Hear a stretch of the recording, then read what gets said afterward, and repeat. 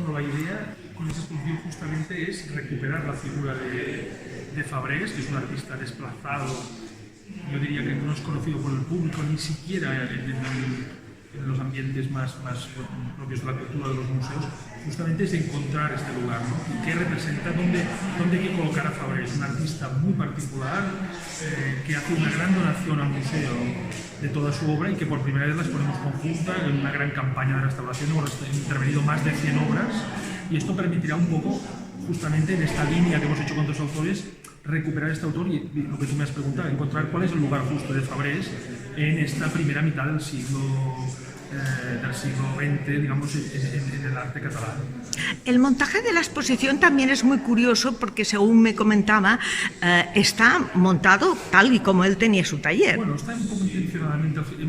Estrenamos una sala nueva que está dentro del espacio de la colección para que sea más visitada y sí que hay un esfuerzo, digamos, se ha montado un poco a la manera de un gabinete, de un gran taller donde se acumulan las obras de una manera, digamos, exagerada, como esta pared que tengo detrás, un poco a la manera, es cierto, de cómo él las tenía dispuestas en el taller. Nos interesaba más mostrar el conjunto de obra de Fabrés que hacer una selección de un autor que casi no es conocido.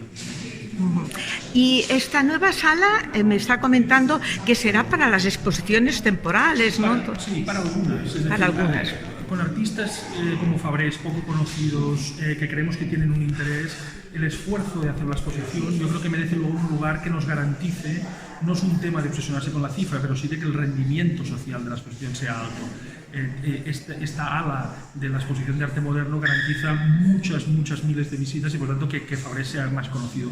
Yo creo que es mejor este espacio. Para algunas exposiciones las haremos aquí. Sí, esto es nuevo, es la primera vez que lo usamos. Vale. ¿Y cómo vino a la mente coger a Fabrés? O sea, un pintor como Antoni Fabrés, importante indudablemente, porque yo le voy a decir una cosa, yo fuera de aquí he visto pintura de Fabrés. Sí, hay en el Prado, y sí. Hay algunas piezas del Prado. No, yo creo que nosotros tenemos que trabajar siempre partiendo de nuestra colección.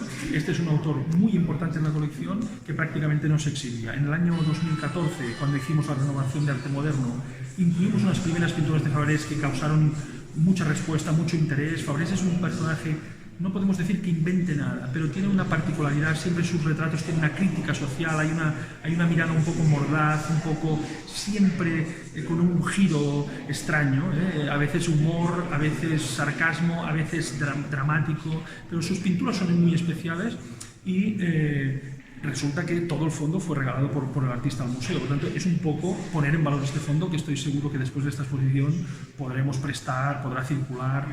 Estamos hablando de un centenar de obras que quedarán en línea y por tanto accesibles a todo el mundo. También hay un trabajo aquí de recuperación patrimonial, ¿no? Pues muchísimas gracias. Gracias a vosotros.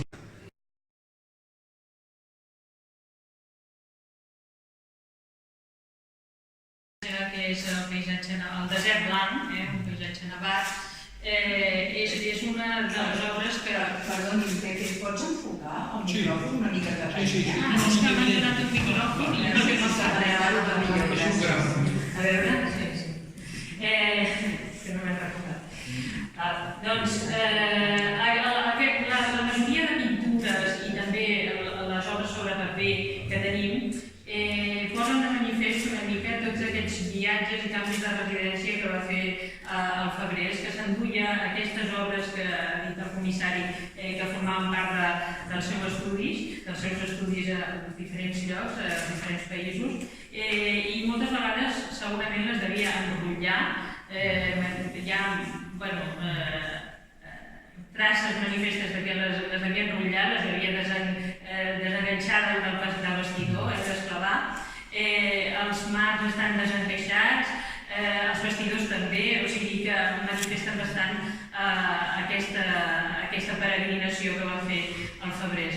Aquest desert blanc a nosaltres ens va sorprendre bastant, és una obra molt gran, o sigui que marcada fa més de 3 metres d'amplada per 1,90 d'alçada, i ens va sorprendre perquè era un paisatge així bastant abstracte que va entrar a l'any... Nosaltres tenim com si hagués entrat el 25, però tu deies el 26 en realitat, en la base de dades tenim el 25, i va entrar amb aquest títol, el desert blanc, i sense datar. Llavors,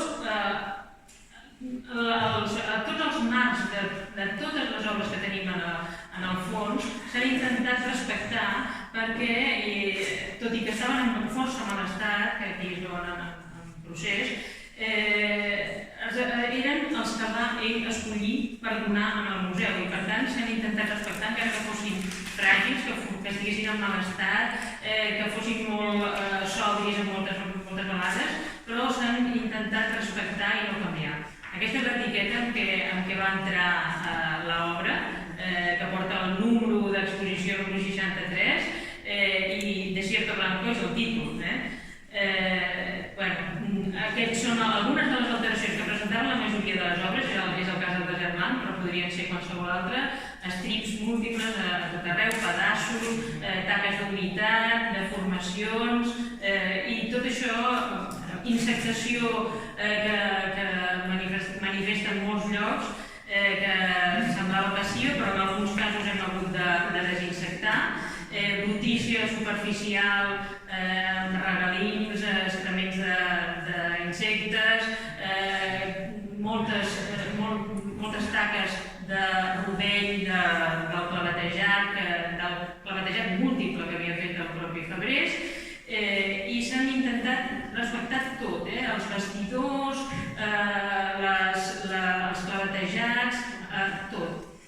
Bé, en el cas del Desert Blanc vam rebre la visita del comissari acompanyat de la besneta de Fabrés i quan va veure aquest Desert Blanc, que li vam ensenyar a mig procés, doncs ens va dir, doncs aquesta obra li en tinc una d'igual que aquesta, però més petita, i a més hi ha un soldat estirat, mort, al mig de la neu. Llavors nosaltres vam decidir que faríem ja li vam comentar, que ens enviés una foto, nosaltres faríem la radiografia i la reflectografia, ho vam estar fent i efectivament de seguida es va veure que a sota hi havia al mig de la neu aquest personatge estirat que corresponia, que veu sense vestidor, amb la mateixa radiografia, un detall de la radiografia del soldat, i a primer pla hi ha la baioneta estirada, després en reflectografia també es veia força bé, es veia més els trets de la cara del personatge, del soldat mort, del casquet, la baioneta es veia millor també, i efectivament ell primer va concebre aquesta obra amb el sentinela mort, fins i tot vam trobar la inscripció a baix subjacent que posa París en 1870, sentinela alerta amb un punt d'exclamació i a sota guerra franco-prussiana. La data aquesta de 1870 ens va dir el comissari que això corresponia a la guerra franco-prussiana i no a la data de factura de l'obra, de pintura de l'obra. Aquí hagués tingut, em sembla, 16 anys al febrer del 1870. Però ell representa aquest moment de la guerra franco-prussiana i la foto de l'obra que té la besneta, que manté a casa seva la besneta, és aquesta, és el mateix paisatge exacte, a dalt veuen el nostre, amb llum visible, amb ratxis i amb fotografia infraroja, i a sota el que ens va enviar, la fotografia que ens va enviar la besneta de Fabrés, que és una obra bastant més petita, de 60x110. O sigui que a partir del que ens va dir el comissari, aquesta obra que tenim nosaltres s'ha pogut datar a finals de l'època de París, ell ens deia circa 1901, tot i que ell la va exposar després a Mèxic i a Roma diverses vegades, ja no sé en quin estat, si amb el sentinela o sense el sentinela de mort. Sí, a Mèxic el 1903 amb el sentinela. I a Roma és el 1912 sense. Sí, clar, perquè és una concepció molt més moderna, no? Aquesta visió de la neu amb un format tan gran. I bé, de la resta d'obres hem intervingut quantitat de marcs, sobretot, que havien perdut les motllures, s'han emmotllat i s'han reproduït aquestes motllures que veuen amb guix, s'han retocat, en molts casos els cartrons, perquè tenim molts cartrons de paisatges que presentaven unes deformacions importants, s'han restaurat, s'han consolidat els marcs originals, s'han intentat com deia, mantenir aquests marcs del propi Fabrés. S'han reforçat i s'han posat en vidre i amb policarbonat al darrere per protegir. Moltes de les obres s'han desinsectat amb la cambra de nòxia que tenim. Aquesta obra, per exemple, que és una obra de caràcter mural, un projecte per un sostre, doncs aquí veuen com estava de bruta, o sigui, estava més o menys estable, però molt bruta, molt deformada. Llavors es va haver de desmuntar, de desclavar, es va restaurar el propi vestidor i el que aquí es veu és de quina manera reciclava i afegia els materials al propi Fabrés. És a dir, hi ha una franja de tela afegida a la part inferior, a la part lateral.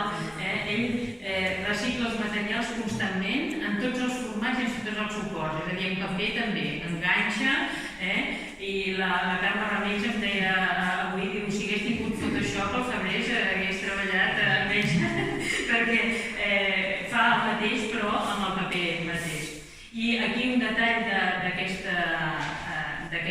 projecte de sostre que es veu perfectament el dibuix preliminar sense necessitat de reflectografia infraroja, perquè això és un esbós, diguéssim, i tot el llapis grafit es posa de manifest a tot arreu. Si s'apropen ho veuran en moltes de les obres. També es pot veure en moltes de les obres la quadrícula que feia servir per traspassar diferents formats els dibuixos que tenia millor en petit i després per passar-ho a un format més gran, fins i tot per passar-ho a dos formats diferents. Això és l'Esclava, una obra de la Diputació de Barcelona, que amb la reflectografia infraroja mostra tota la quadrícula amb la numeració, que també es veu en el lateral de la pròpia tela quan està desemmarcada.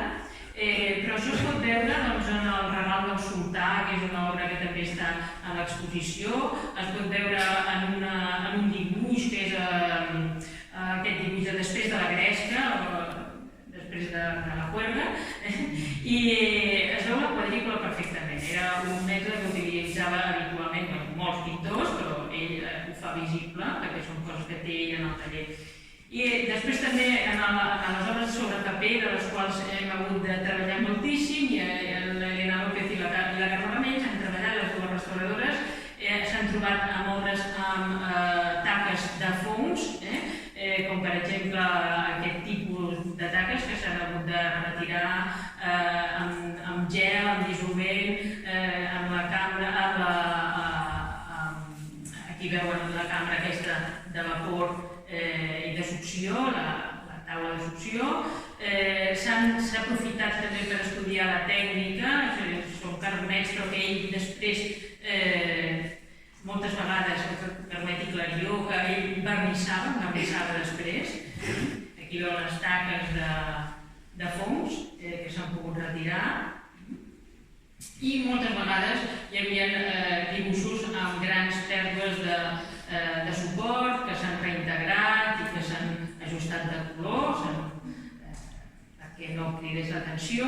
En altres ocasions s'han trobat dibuixos en els reversos, per exemple en aquesta obra el treure el suport secundari, que són suports secundaris que posava el propi Fabrés, però al retirar-ho perquè són suports àcids que perjudicaven el dibuix, doncs ha aparegut un dibuix al darrere, un tros, també és el reciclatge aquest que hem trobat a tot arreu. A les obres que tenim nosaltres